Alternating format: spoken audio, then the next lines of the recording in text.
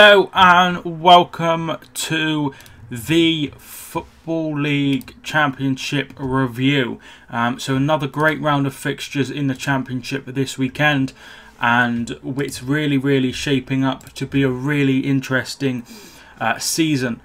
So many clubs have been overachieving, the likes of Bolton, the likes of Bristol City and the likes of Brentford, and some clubs have been really struggling, the likes of Stoke for example. So it's really hotting up. 6 games in now, but let's have a quick review of the football. We'll start off with Friday night in a game that I live streamed.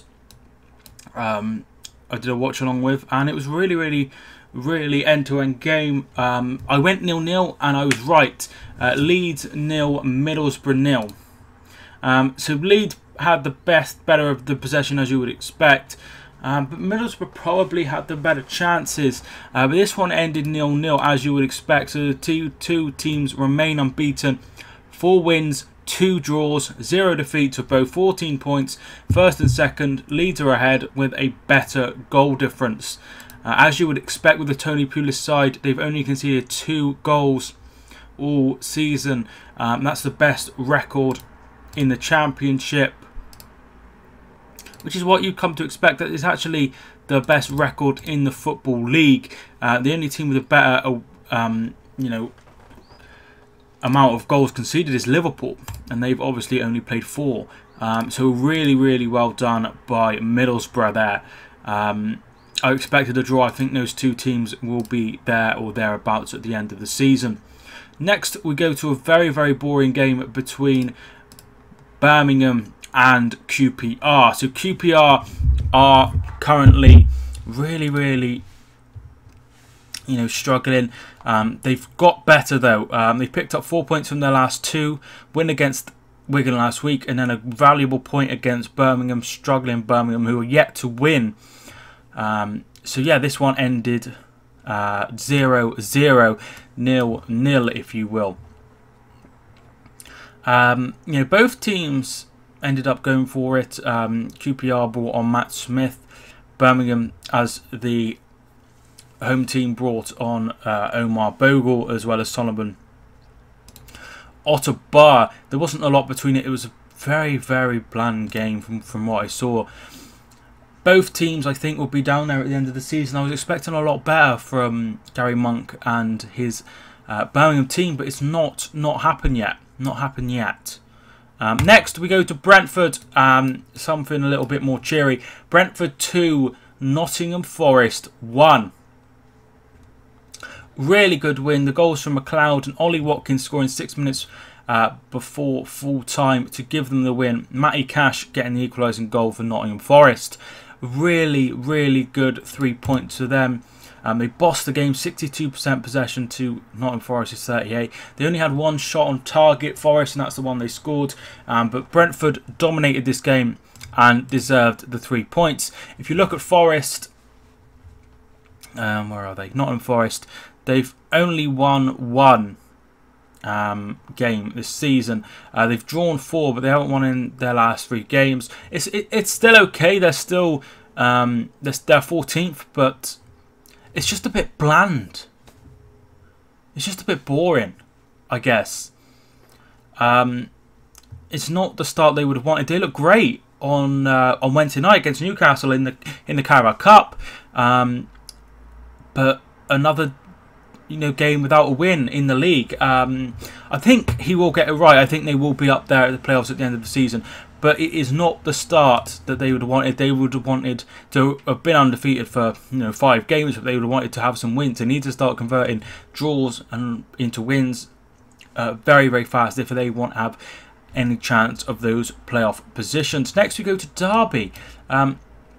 So Derby have been in really good form. They've won their last 3 in the league, and they beat Hull again. They beat Hull on Tuesday night, 4-0 in the Carabao Cup, but this time it was much tighter, just a 2-1 advantage for Derby under Frank Lampard. It was Waghorn who opened the scoring after 23 minutes from the penalty spot. Just after half-time, Todd Kane equalised for Hull. But Nigel Atkins is going to be so disappointed here. 2 minutes from time, Jose June, he scored the winner 2 minutes from time to give Frank Lampard's team all 3 points. That puts them up to 4th in the league. 3 wins on the bounce. That's really, really positive. And they had really there those 2 defeats to Millwall and then and Leeds, but they've bounced back with some really, really good wins, and that's what Frank Lampard would have wanted. So really, really, really good win that. Next we go to Preston and Bolton. So this had a very, very, very strange ending, where Ben Pearson was sent off, I think unfairly from the footage I saw. I think there could have been some other people sent off. Yeah, so this ended 2-2, but Pearson was sent off after the final whistle. There was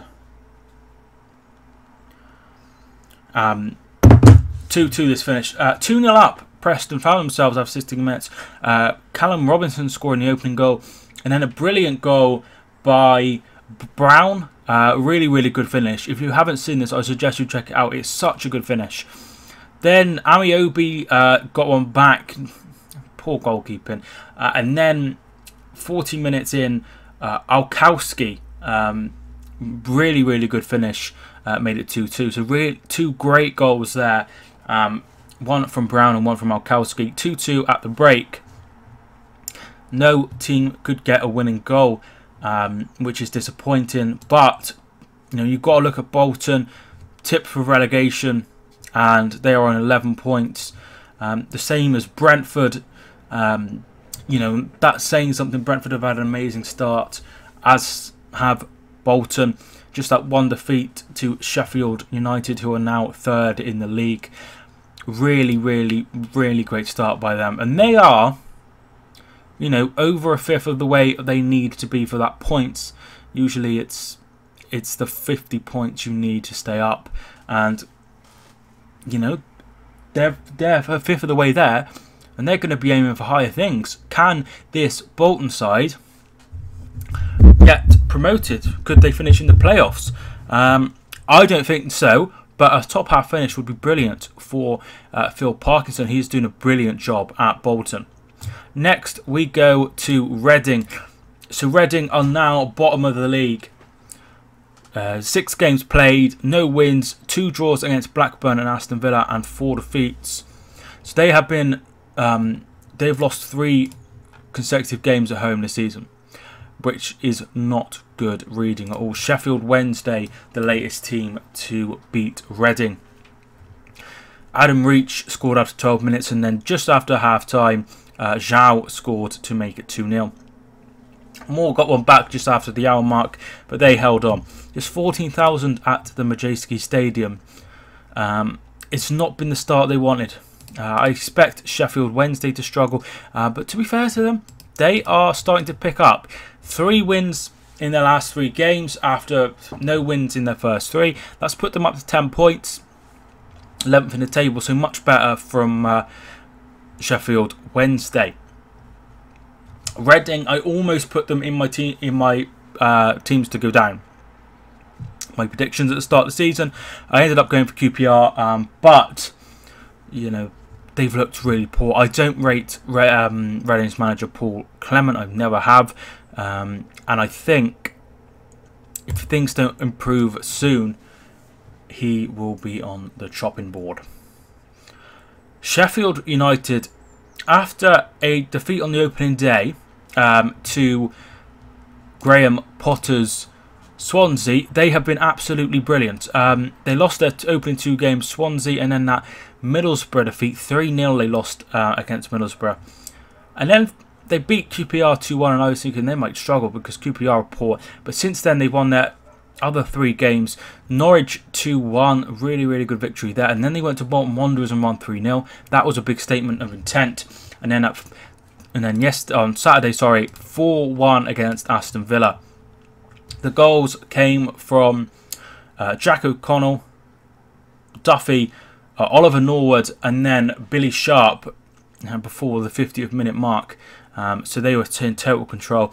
61 minutes, El Ghazi, the loanee, he made it 4-1 and got one back, but there was no way back for Aston Villa, and that's their first defeat of the season.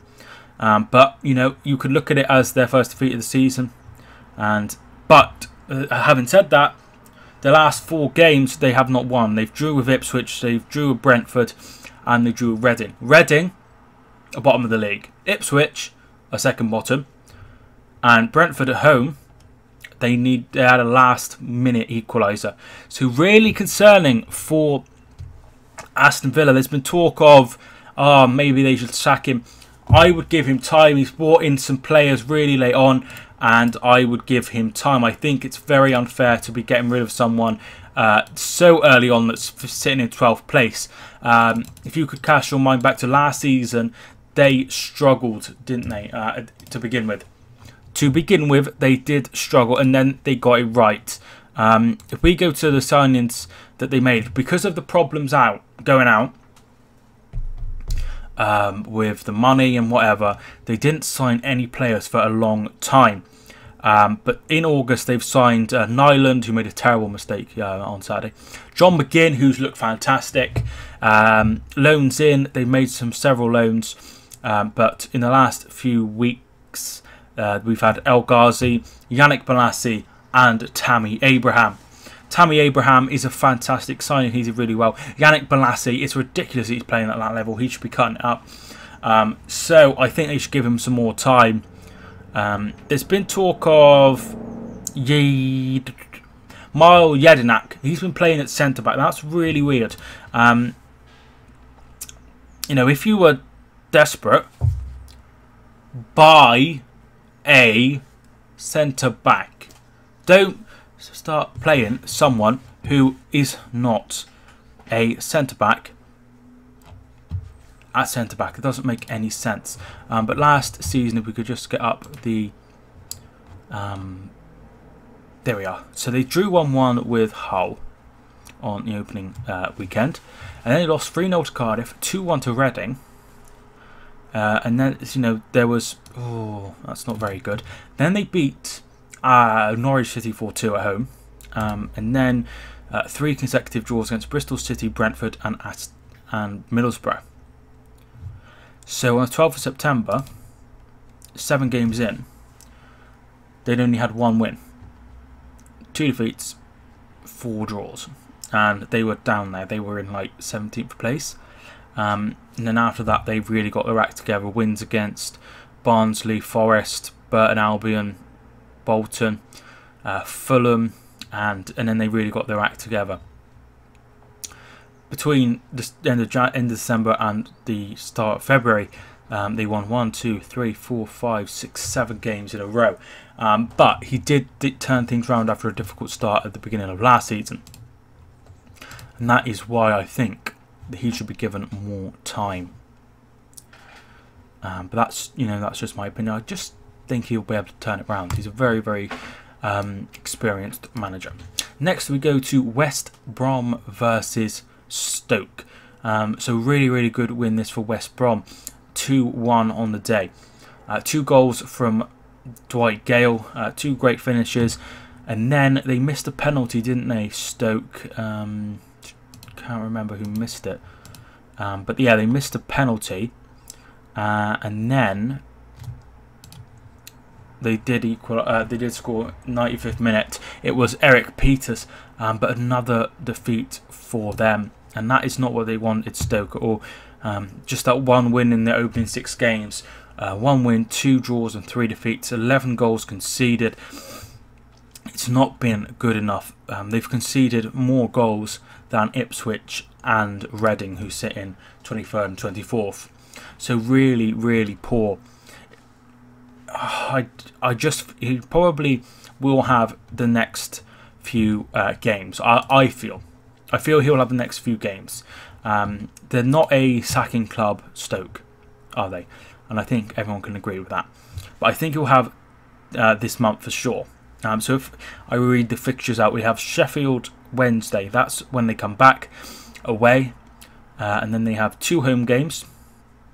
On the Tuesday night, they have Swansea City. And then Blackburn Rovers. They have Forest in the Carabao Cup.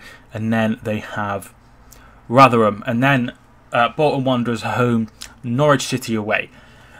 That would take us to 1, 2, 3, 4, 5, 6. So that would be 12 games in. I feel if things haven't turned around then, he will be sacked. That would be the next international break. They'll be able to bring someone in and he can have a couple of weeks free. So I feel if things don't turn around by that 10th game, which would be Rotherham away, that's on the telly. If they don't get something from that, then I think he will be gone. But I think they'll give him at least 10 games.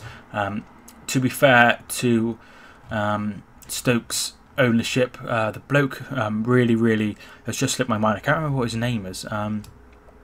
But he has always been fair, hasn't he? He's always been fair with his managers. I think he's only had 3. This will be his 4th manager. Peter Coates. He's always been fair, I feel. You know, Pulis was there a long time. People were unhappy with the football, and that is why he went. Hughes was there for a long time. He lost to Coventry City. His place was untenable, and they changed. And I think, in the end, Lambert walked away. So I believe they will give their manager time to adjust. Right. Next, we go to... Oh, sorry, let's talk about West Brom. West Brom, 9th place, 10 points. So far, 3 wins, 1 draw, 2 defeats. Not too bad, is it? They lost on the opening day to Bolton. And I was a bit concerned. They got a draw with Nottingham Forest. And then since then, 3 wins out of 4. A 4-3 at Norwich. 7-1 against QPR. 2-1 against Stoke. And then that 1-0 defeat against Middlesbrough. Really unlucky. That was a late winner. But not too bad. Not too bad. There's definitely a aura around Darren Moore. He seems to be getting the best out of his players. The fans seem to like him. They never really got that connection with Pardew. And if your fans like you're guaranteed a little bit more time. So really good start, I feel, by West Brom, for sure. So I think it's a good start. Wigan next. They won 1-0 against Rotherham. Vaughan tapping in after the goal shot was spilt by the goalkeeper again, which was Rodak. So he's on loan from, I think it was Fulham. He made loads of errors in the first game against Brentford. I did bring it up and I said, well, it's not been good enough. But he's kept them in several games. But a really good win for Paul Cook's men. So Wigan are currently in 10th place. 3 wins so far: Rotherham, Stoke and Sheffield Wednesday. A draw against the specialist Nottingham Forest, and then 2 defeats against Queen's Park Rangers, which is disappointed, and Aston Villa. I think that they would take mid-table for sure. I think their aim, after they got promoted, they got relegated again, and then they got promoted again. So they need to stay up, and I think that's their aim, and I think Paul Cook will be able to deliver that. Paul Cook is an amazing manager, I feel. He's done really well everywhere he's been, which is Accrington Stanley, Chesterfield, and then he went to Portsmouth, and now he's at Wigan, and he's done really well everywhere. Top quality manager. Finally, we have the 5:30 kickoff on Saturday night. Courtney Baker Richardson for Swansea was sent off after only a few minutes, and it was going to be a tough task. Leroy Firkomoff and Kyle Norton came on half an hour later. Whether that was substitute was to do with that sending off, I'm not sure. In the second half, Wallace gave Millwall the lead, and it looked like they were going to head for all 3 points, but a 10-minute spell right at the end of the game. Kyle Norton scoring the first one. Jefferson Montero was a key here, getting assists for both goals, and then a beautiful work ball in, and McBurney was there to make it 2-1. So a really good 3 points. If you go to the Den and win, it's always a good 3 points, as I've said previously, and to go there, beat 10 men down for 85 minutes, incredible win. That puts them into 7th place. They have had 3 wins, 2 draws, and just that 1 defeat against Bristol City. Wins came against Sheffield United, Preston and Millwall. The draws against Birmingham City and Leeds. I think he's doing a really good job so far. It will take him a while to get used to it, obviously, but I think they are doing very well at the moment. Just outside those playoff positions, but a really, really decent start for their men. Right, next we go to Sunday's games. We have 2. We start off with the East Anglian derby between bottom of the table Ipswich and Norwich City. So this one ended 1-1. Not what any team would have wanted. They would have wanted to both won this game. Gwion Edwards gave them the lead, Ipswich, 3 minutes before the hour mark, but Lettner scored after 71 minutes to make it 1-1. Overall, it was a fairly even game. Not too much in between. Probably Ipswich just nicked it in terms of shots on target here. But both teams are struggling. Ipswich 3 points and Norwich 5 points. Only 1 win between them. And that's going to Norwich. So yeah, 3 draws for Ipswich Town against Blackburn, Aston Villa and Norwich. So they lost. I think they're unbeaten at home. Yeah, I think they're unbeaten at home, Ipswich. Yeah, they haven't lost at home yet, which is a good sign. But they haven't won at home. They need to convert those draws into wins. I think he will get it right. I think he'll keep them up. I really do like Paul Hurst. I'm not pleased at how it's gone so far, but I think he deserves time. He's done amazingly. You know, Ickleston, Boston, Grimsby, Shrewsbury, Ipswich. He's done fantastically well everywhere he has been, and he deserves a bit more time with this Ipswich side. I wouldn't get rushing into it soon. But yeah, a decent point overall. He wouldn't have wanted, none of them would have wanted to lose it. Both would have wanted to win it. Next we go to Bristol City, and what a win they had. 4-1. It was Charlie Mulgrew who gave Blackburn the lead after 13 minutes, but a 1-1 was the scoreline at the break. Brownhill scoring 7 minutes before half time. Marley Watkins, Marlon Pack and Diahui, that's not pronounced right at all, but they scored 3 goals in the second half, and comfortable in the end for Bristol City. That is exactly what they would have wanted. You know, really, really well done. And that's 3 wins on the bounce for Bristol City. 3-0 against QPR, 1-0 against Swansea, and then that 4-1 win. I'm, you know, really, really pleased for them. They're up into 6th place. They struggled at the back end of last season, but they stuck with him just like they stuck with him before, and he has, you know, made this team have a great start. Vyman has been key to that start. So 2 draws in their opening 2 games against Nottingham Forest and Bolton Wanderers, and then that defeat to Middlesbrough. But since then, 3 wins on the bounce. Really, really good. You know, I think Bristol City aim is to probably push for those playoffs once again. They were involved in the playoffs, and then after they lost to Man City, they sort of slipped away, which wasn't what they would have wanted. But they did really well to be there, and I think that if they could push for the playoffs again, I think that is a very, very successful season.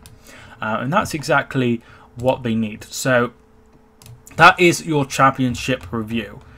Just to touch on them again, Bristol City ended up finishing 11th after being in the playoffs for a long time. So let's have a look at the league table then. In the top 2 we have Leeds and Middlesbrough still. The 4 in the playoffs, Sheffield United, Derby County, Brentford and Bristol City. Just outside we have Swansea, Bolton, West Brom and Wigan. Down the bottom we have Reading rock bottom, Ipswich Town on 3 points, and then QPR on 4.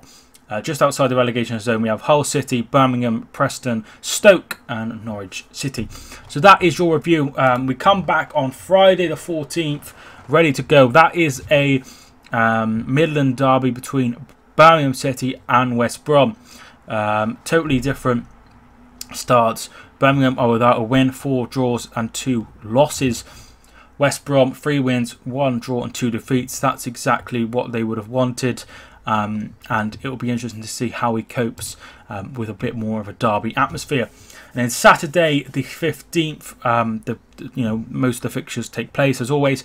We have Blackburn Rovers versus Aston Villa. That's the 5:30 kickoff, and then the 3 o'clock kickoffs are as follows: Bolton versus QPR, Brentford Wigan, Bristol City, Sheffield United. That should be a very, very interesting game. Obviously, both of those are in the top 6. Hull versus Ipswich. That game's massive. That's 21st versus 23rd. Millwall versus Leeds. That'll be interesting. How will be able to keep his players motivated during these international break, and how will he cope in the Den? Norwich City versus Middlesbrough. Preston versus Reading. Can Reading get their first win of the season and move away from the bottom? Rotherham United versus Derby. That'd be tough for Rotherham. Derby are going well now. Sheffield Wednesday versus Stoke, and Swansea City versus Nottingham Forest. No games on Sunday, but we do have fixtures in the week on Tuesday and on Wednesday. A full set of fixtures, so that will be something to look forward to. Anyway, I am done. Thank you so much for watching this video until the end. That really, really means a lot to me. If you are new, smash the subscribe button. My name is Mike, and I will see you soon.